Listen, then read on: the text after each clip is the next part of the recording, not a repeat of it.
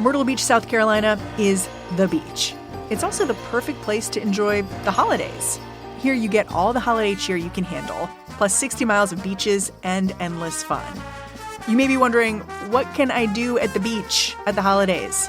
Well, it's a great time of year for horseback riding along the shoreline, fishing from chartered boats, or going golfing at any of the 80-plus award-winning courses. So this year, take a holiday from the average holiday season at the beach. Plan your getaway to Myrtle Beach, South Carolina at visitmyrtlebeach.com.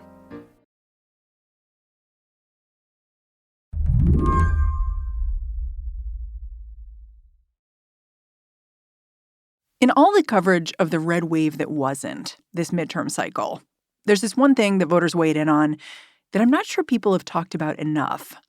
That thing is slavery. 5 states voted on whether to outlaw slavery this November. And yes, it is 2022. I was seeing all over the media in different places that slavery was on the ballot this November, and it perked my ears up. And I said, "Excuse me? I'm sorry. Say that again?" Candace Bond-Theriault is a legal scholar at Columbia University. And I gotta say, I was a little relieved it was not just me who was surprised to see slavery on the ballot 150 years after the Civil War ended. And then I had to look deeper into what people were actually talking about. And they were talking about this exemption that allows for forced prison labor. Candace says this exemption, it's baked right into the 13th Amendment, the one that technically abolishes slavery. It reads, "Neither slavery nor involuntary servitude, except as punishment for crime, shall exist within the United States." State constitutions often mimic this language. And the result is that more than half of all prisoners in the U.S. report being forced to work, sometimes in grueling or dangerous jobs. I think sometimes even just saying slavery still exists, it's just not enough because we have to talk really in specifics. Yeah, so talk in specifics for me. Like when you say slavery still exists, what do you mean? When you think of compulsory prison labor, you think of the chain gangs where people are digging ditches and doing construction, and that still does exist. That is not a former piece of slavery. That's not a former vestige of slavery that still lives with us. That actually still exists. People who are incarcerated are forced to pick and harvest crops, including cotton. I mean, some work on plantations, right? Yes, people are still working on plantation. People of color, Black people, are still being forced to work on plantations in 2022 to pick cotton and are still required to wake up at unreasonable hours at 4 a.m. so that they can be outside to pick cotton at first light and are picking cotton until dusk. If incarcerated people refuse to work, they can be punished, losing phone calls or family visits. They can even be thrown in solitary confinement. More than $2 billion worth of goods are produced this way every year, which left Candace with this lingering question. A lot of the ballot initiatives say that if passed, they're going to completely get rid of the exemption to forced prison labor. But do they really? Yeah, I was going to ask, the majority of ballot measures went through this month. They passed. We're talking about Alabama, Tennessee, Oregon, Vermont, saying that they want to remove this language from their state constitution that allows incarcerated people to perform forced labor. Does that mean that forced labor in prisons is going to be ending? I wouldn't go that far. I think this is a first step, a very important first step. I think even the bigger step is that the public is now talking about this issue, something that's been legal since the Civil War. People are talking about it 150 years later. I think that is incredibly important in and of itself. Today on the show, why ballot measures around the country won't end slavery just yet. I'm Mary Harris. You're listening to What Next? Stick around.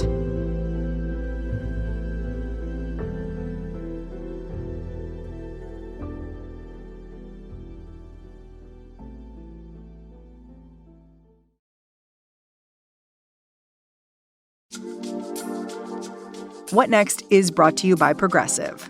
What is one thing you'd purchase with just a little extra savings? A weighted blanket, a smart speaker, that new self-care trend you keep hearing about. Well, Progressive wants to make sure you are getting what you want by helping you save money on car insurance. Drivers who save by switching to Progressive save over $700 on average, and customers can qualify for an average of 6 discounts when they sign up.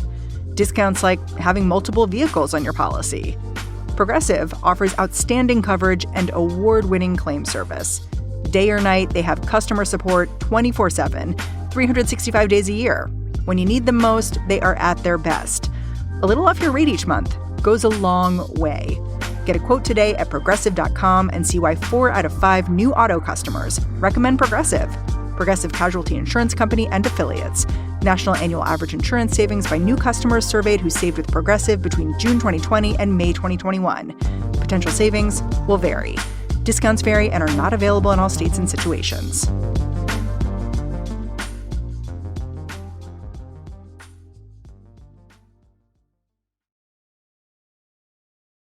Okay, so these 4 states, Alabama, Tennessee, Oregon, and Vermont, voted to eliminate prison slavery exemptions from their state constitutions. The main thing I thought when I heard about this was that seems like a lot of states. So can you just lay out why now? Like, why are we seeing so much movement around this issue at this moment in time? So I think for me, as I was really thinking about this and thinking through the same exact question, it really comes to me of this racial justice reckoning that we all experienced in 2020 with the murder of George Floyd at the hands of police.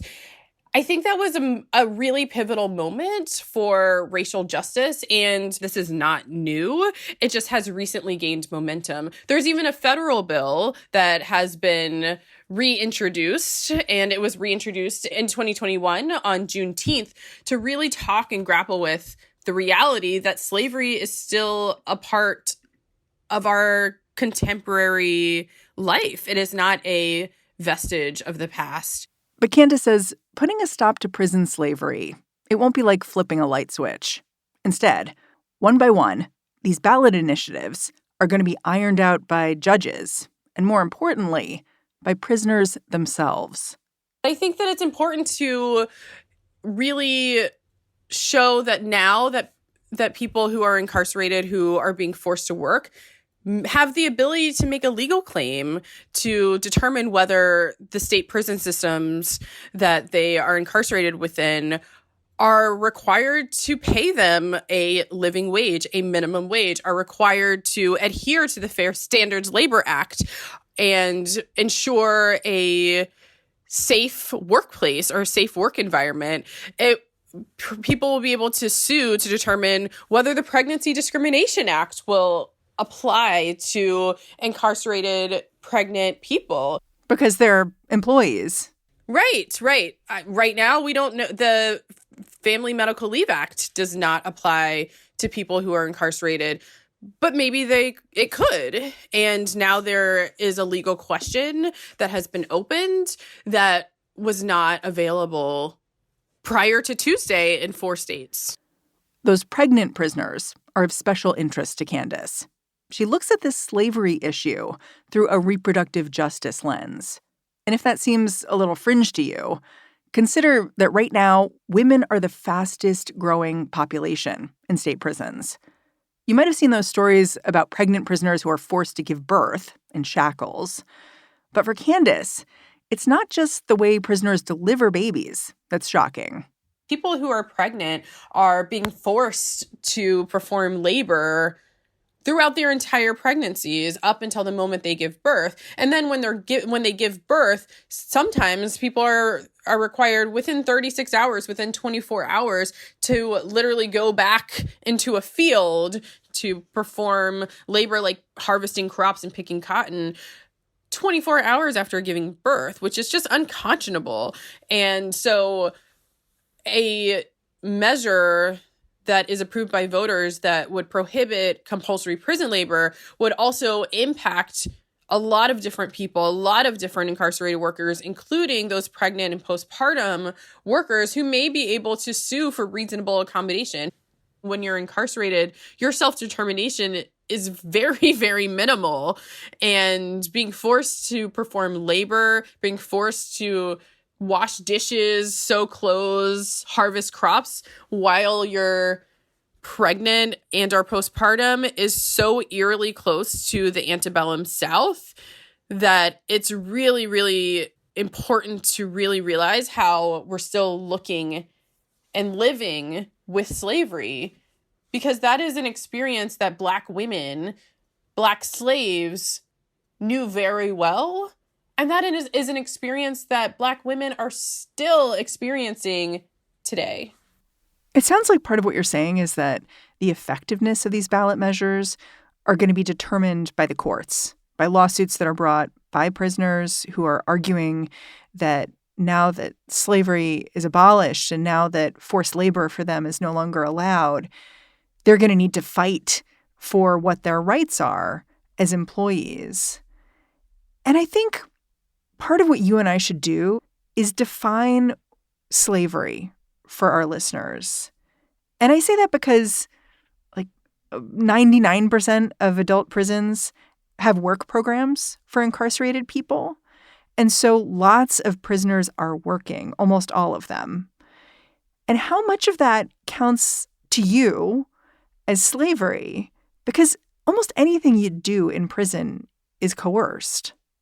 Yes, coercion is definitely an aspect of what it's like to be incarcerated. But I would say that in my definition of forced prison labor would be without someone's consent, being forced to work at all, being forced to work a particular job, being forced to work particular hours.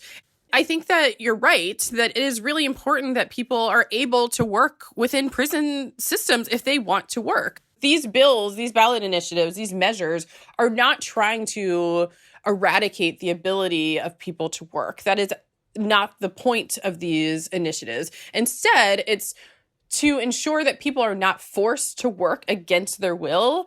You know, a lot of people are requesting medical exemptions from certain work and are not being granted them, fair pay. So I think it's bigger than just work itself. Yeah, it's interesting because the whole idea of going to prison is you are being forced to do something. And so I think that's what might challenge some people of where do you draw the lines about what is forced? Because part of the project of prison is restricting your options.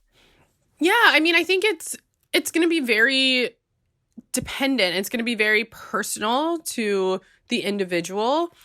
We are all subject to working and work environments and work timelines. Even those of us who, like you and I, who are talking right now outside of the prison system. However, we have the ability to determine which jobs that we are able to take.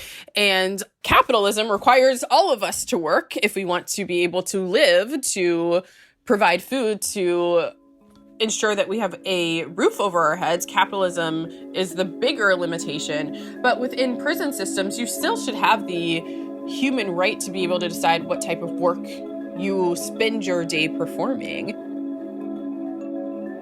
After the break, a state-by-state breakdown of what abolishing slavery will really entail.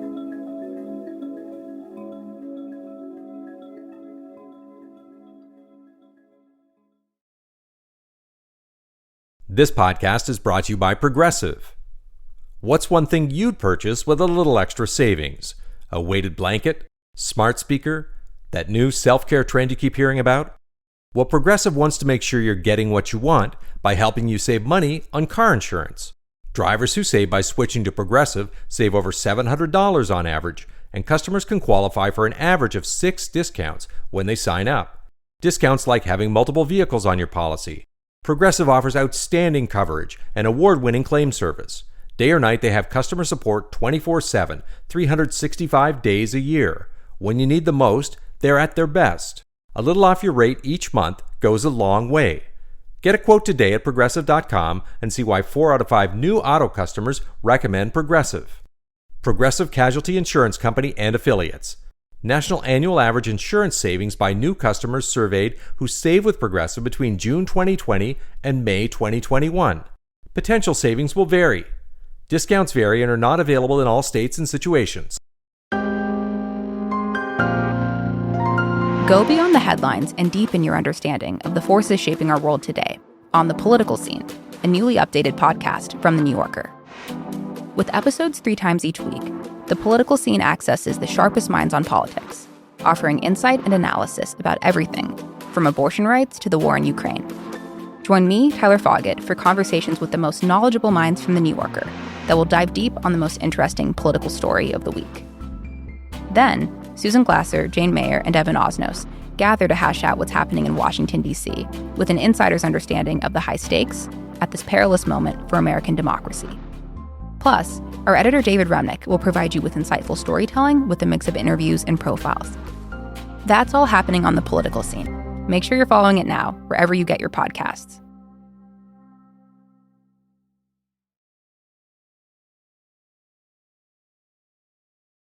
Candace says, for an idea of what happens now, it's helpful to look at states that have already passed ballot initiatives that close their constitution's prison labor loopholes. In Nebraska, which passed its new language in 2020, one county that forced inmates to do laundry and clean bathrooms without any compensation started paying prisoners $20 to $30 a week for that work. In other states, it's more than just compensation that's being renegotiated. Take Colorado. And so in Colorado, it passed in 2018, and there is currently a lawsuit by 2 Colorado incarcerated workers who are suing the prison system because they were forced to perform work, mainly cooking, within the prison system during the rise of the COVID-19 pandemic, and were really worried that they would become infected, were infected, and are suing the state prison system to receive remedies for that really failing of the prison systems. It's so interesting because I think of this provision as being about money. You know, prisoners are so frequently paid pennies on the dollar, just really like a small fraction of what they would make outside of prison walls. But what's so interesting about this lawsuit is that it's not about money so much. It's about choice. It's about health. It's about these other things that come when you have self-determination about what you're doing. Exactly. I think it's really important for many incarcerated workers in Colorado to join together to really say that their rights as humans, their rights as incarcerated workers are being violated, and they were indeed forced to perform labor, slave labor, within the prison system, which would violate the Colorado Constitution since the ballot measure was approved in 2018. Federal prisons, they're still going to be able to use involuntary labor, right? Even if they're in a state that says in the state constitution, we don't allow that here anymore. Yeah, I think that they will, and that if we want to change the federal law, if we want to change the 13th Amendment to the United States Constitution to completely excise the loophole that allows for forced prison labor, we'll have to do it through a constitutional amendment process, which would require 2/3 votes in both the House and Senate, but also ratification of 3/4 of all state legislatures. So every state that we are able to get on the record to abolish and get rid of this loophole is one state closer to the threshold of ratification that is needed in order to change the federal constitutional amendment. So this is we're on parallel tracks working towards abolishing the federal and state prison system amendments.